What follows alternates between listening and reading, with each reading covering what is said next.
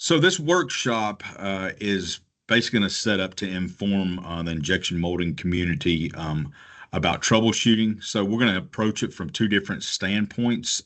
From the reactive, so quality or manufacturing's come to us and said, "Hey, we've got some kind of a quality defect, or we've got an issue where the machine's not running." So we'll talk about the reactive form of troubleshooting. And then we'll also get into the proactive form of troubleshooting. So things like process development, error proofing, things like that, in order to keep issues from arising, to kind of eliminate the need for troubleshooting. So the reason that we're holding this event is because there is a huge need now for technical skills in the injection molding industry. Um, you know, just about every aspect, whether it comes from tooling, process technicians, process engineers, are all kind of seeing a need for technical people in the field who have the ability to be able to troubleshoot. So we're just trying to give companies the tools that they need to implement in order to help those individuals and help the company as a whole.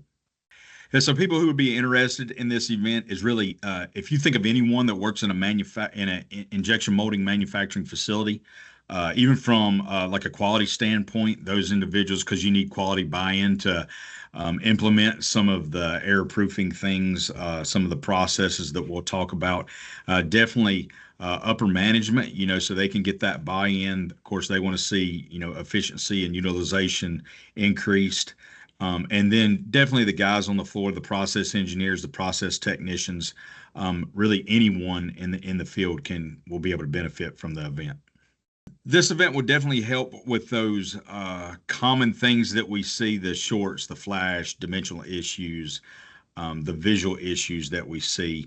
But then we'll also kind of get into new things like different technologies and stuff like that that can kind of help that and almost let us know before that mold opens that we're developing good parts and stuff like that. Again, to kind of get away from reactive troubleshooting and start looking at proactive ways of eliminating the need for it.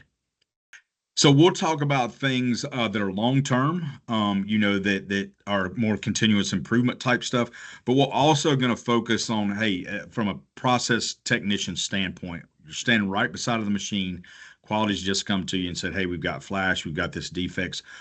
We're going to talk about things that can quickly fix those issues, and then things that can quickly help those from coming back, just like documenting a process. We'll talk about what's important to document so we're not doing a lot of non-value added activities. We'll talk about the things that are that we need to focus on that helps that utilization and efficiency.